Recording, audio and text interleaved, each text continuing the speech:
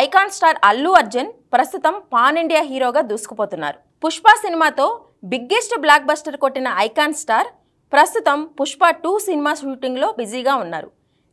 సినిమాకి స్టైల్తో పాటు తనని తాను మార్చుకుంటూ జాతీయ నటుడి స్థాయికి ఎదిగారు.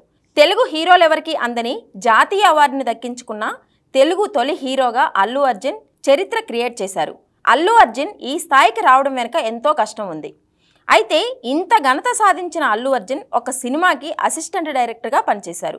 ఒక పక్క స్టార్ హీరోగా దూసుకుపోతుంటే ఆయన అసిస్టెంట్ డైరెక్టర్ ఏంటి అని అనుకుంటున్నారా? అవును, ఇది నిజం.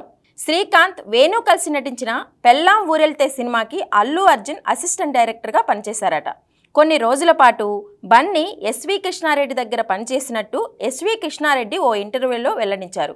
పెళ్ళాం ఊరెళ్తే సినిమాకి అల్లు అరవింద్ నిర్మాతగా వ్యవహరించారు.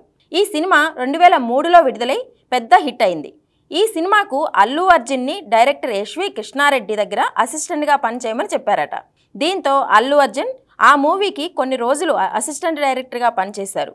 అయితే పనిచేసిన సమయంలో అర్జున్ ఎస్వి కృష్ణారెడ్డికి భయపడేవారట. ఇండస్ట్రీలో నేను ఎవరికీ భయపడలేదు, కానీ మీరంటే మాత్రం భయపడేవాణ్ణి అంటూ తనతో అల్లు అర్జున్ అనేవారని గుర్తు చేసుకున్నారు ఎస్వి కృష్ణారెడ్డి. అల్లు అర్జున్ 1985లో వచ్చిన విజేత సినిమాలో చైల్డ్ ఆర్టిస్ట్గా, ఆ తర్వాత స్వాతి ముత్యం సినిమాలో నటించారు. డాడీ సినిమాలో అతిథి పాత్రలో మెరిసిన అల్లు అర్జున్ గంగోత్రి సినిమాతో హీరోగా ఎంటర్ అయ్యారు.